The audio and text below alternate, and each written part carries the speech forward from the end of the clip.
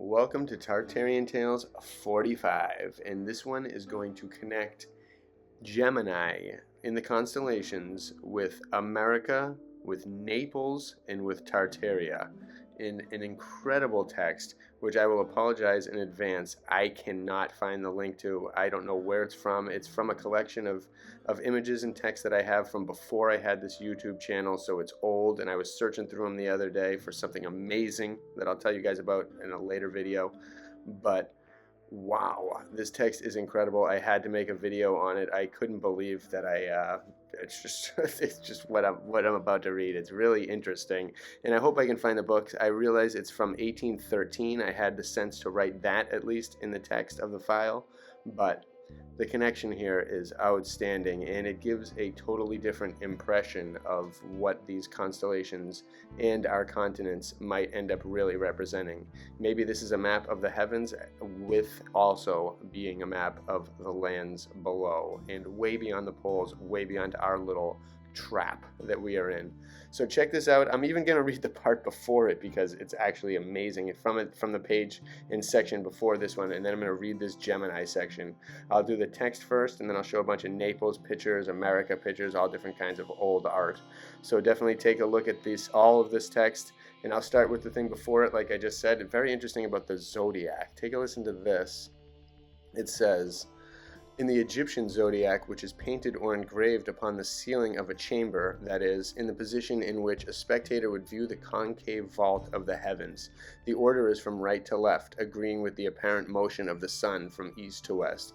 But in the Vatican zodiac, which is carved upon a convex globe, and so comes under the eye instead of over it, the order is reversed, or from left to right, just as if one were first to look into the crown of a hat and then turn it and look down upon its crown. It would be found that which was on the right hand of its center before would now be on the left. So that's interesting in viewing the zodiac, and I believe that's what this book is about. That's another clue to where it is. But here we go. This Gemini section I found ridiculous. So let me know what you all think after, but wow, here we go. Gemini. In proceeding still to the westward, according to the apparent course of the sun, the next portion of the globe is the continent of America, which indeed came partly under consideration in treating of the last sign Taurus, when the great gulf of the West Indies was mentioned, in which being separated into two great divisions, north and south, has caused the next sign to be represented by two figures called Gemini, the twins. I am aware that this supposition in either case carries back the discovery of America to an era antecedent to the invention of the zodiac, and who shall presume to state the era at which that discovery was really made?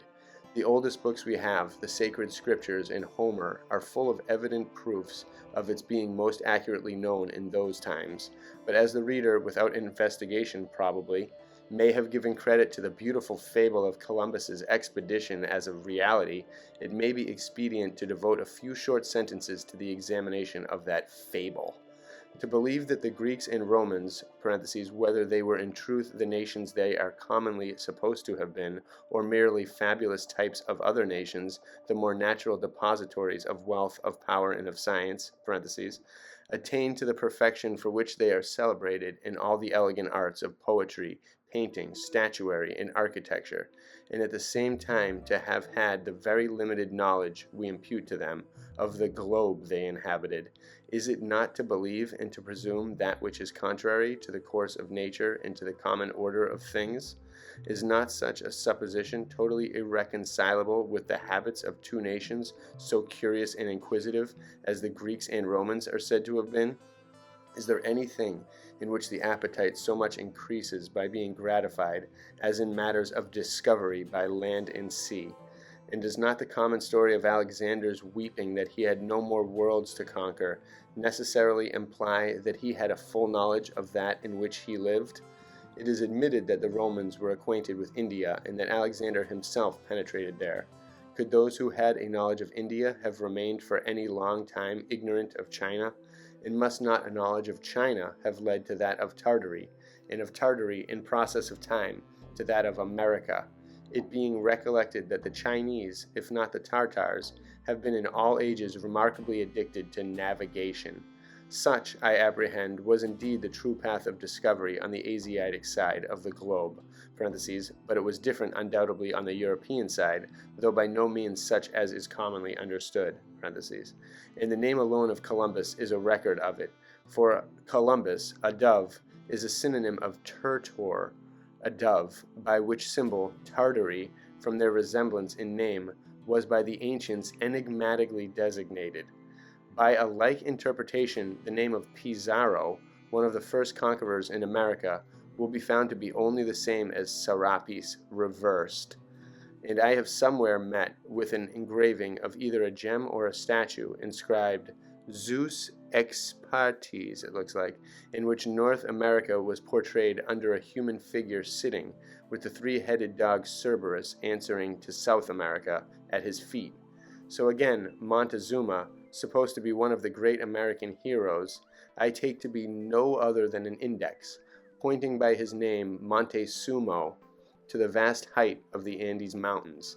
And thus again, the term Amazon I take to be compounded of alpha and I'm not sure, a breast, and to the poetic or enigmatical name of the river Maranon, which, having its chief course nearly parallel to the equator, or first parallel of latitude from which all the others are reckoned, is referred to by the alpha or first letter, and as it runs round a district situate to the north of its mouth, which has a most striking resemblance to a female breast, that circumstance is denoted accordingly by the latter part of that name. And it is for the reader to pronounce whether the seated figure of the hieroglyphic group in figure 4 inserted the 6th volume post as having the alpha inscribed over her head and all over her robe, as distinguished by a single female breast, as having a line or rod, a symbol of the equatorial line, in her hand, as having the foot of her throne inscribed by 9 crosses, or 10s, within circles, marking thereby 90 degrees, or 1/4 of the globe, and as having in 2 several places smoking pipes, as indices, perhaps from whence tobacco first came, is not likely to have been intended to represent America, while the other human figure, holding to the former a bird, like a turtle-dove or turtur, standing over a vessel which has the shape of the country of China, and is inscribed with marks as of bricks, pointing perhaps to the famous wall of China, from which limit Tartary begins, is not like a symbol indication of this last country, Tartary. And if the reader should be struck with the resemblance between this group in plate 4, I wish I could find these, dear God, we've got to find this book, and that of figure 149 before, which was intended to give a general idea of the group formed by the shadows of the moon as viewed with the naked eye, I am, for my own part, not disinclined to believe that such a similitude between the former and the appearances in the moon might have been intended, in order thereby to intimate that the course of the tides, which are so closely connected with the changes of the moon, was the true cause of the discovery of America on the European side. But however that may be, in whatever period the old and new continents, as they are called, became known to each other, as they were separated from each other by a considerable tract of sea, it must at first have been considered as a discovery, and that it was made by the old continent is next to a certainty, from the immemorially abject state of the human species, which must necessarily therefore have been incurious and unenterprising, in every part of the new continent. The latter, therefore, as between the two, would naturally acquire that name of the new continent, and as it is separated into 2 great portions, both which became known, as it were, by a new birth, and probably about the same time, they are together aptly designated in the sign by 2 infants, thence called Gemini, or the twins. In conformity with this same idea, the country of America is frequently typified in the inscriptions on ancient gems under the name of the city of Naples, and its inhabitants as Neapolitans, just as the part of America first discovered on the European side is at this day, so long after that event, called Newfoundland.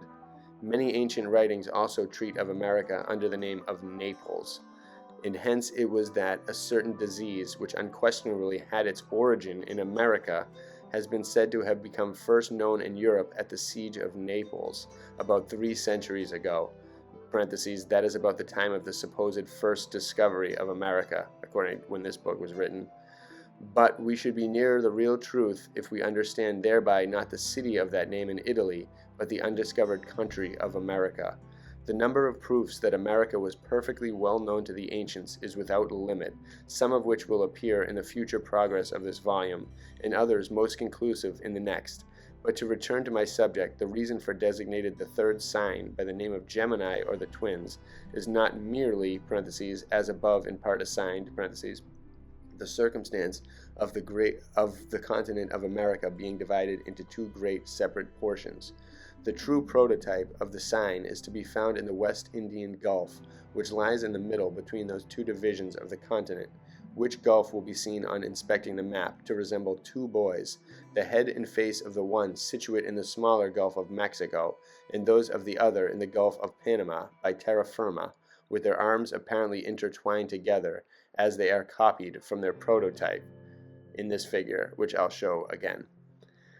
And then it ends with this, and I wish I had more of this book. I can't believe I don't. I can't believe I don't have what's before it, what's after, and all over it. But the very last paragraph says, cliffhanger, I conclude this article with observing that a reason for ascribing the sign of the twins to the double continent of America, yet stronger than either of the two above noticed, will result from, and then blank. I lost it. So this is a terrible cliffhanger, and I wish I didn't have to leave it. Believe me, I feel just as left out as you all do in this. But either way, this story is quite interesting. I find it because my last name, DiNapoli, of Naples, I've always kind of grown up knowing that. And I've never been to Naples, Italy, but I love Naples, Florida. And I'm just fascinated by all of this, that Naples could have been named America, because I've heard in several occasions that the Great Plagues of Europe started in Naples. And this just says it starts in America. I was like, what is this? What is America? Just like the house of plagues? Like 300 years later, it's still going on, or 500 years later, it's still like doing the same stupid stuff. Like, what the heck? Hopefully this can be fixed, but I love these buildings of Naples, and they are just absolutely amazing. They clearly point to a time that was very magical and very, we're seeing just the bottom of it. Looks like that thing could have gone so much higher. Could have had a massive looks like it was a base of a massive statue. All of these places, these cities, so uniformly divided and separated, star forts and then farms outside it, so perfectly functioning, so smart. And then nowadays we have this, and Vesuvius is right around there in Naples. And there's also so much mystery around when that actually popped off, and if it even did, or was it all blown up, and then they used the history of volcanoes, because nothing adds up in the story. And all this archaeology is just failing us. The academic archaeology is just trash. It's not even worth looking at any of those things on the TV. A new form of archaeology has got to come, and it's got to take everything into account, especially what's in private collections and what's hidden. And I say that a lot, but it's coming. And I wanted to share this at the end. This is Naples, Florida, where me and my wife were down there for about 2 weeks, like a couple of years ago, and we painted a mural within like 5 days. And this is what we could do within 5 days, within zero prep time. I talked to the guy at this place, Celebration Park in Naples. If any of you are down there, check this out. I talked to the guy, and then within a couple hours, we were painting something. And the idea came the next day, and we were ready, and it's awesome. And I can't wait to get down to Naples. I love thinking about Naples. I'm a Gemini as well. I thought this is exactly why I saved this text from back in the day. But I can't believe I can't find the book. I hope someone out there does. And take a look in the search or something in the archives. I know that's where I got it, but either way, this is a beautiful place we all live in, and the history keeps getting discovered, and it's absolute fact now with this, that America was known for so long. How could we ever believe that it wasn't known throughout the dawn of time? All these buildings, so much has been destroyed. Possibly every stone we see in our time, all these stone walls, they could have all been made from just blown up ancient buildings. There's really no way of telling, but we know something lies below us. Something lies in every direction around us, and we got to get to the bottom of it. Enough letting these terrible people dictate how our vision of reality is. We got to take it back with truth. And there's some good stuff coming. I can't tell you all about it yet, but something great is coming. I met some great people, and a good Tartaria, flat earthy, beyond the poles, animals, beautiful project is coming. So stay tuned. Bless you all.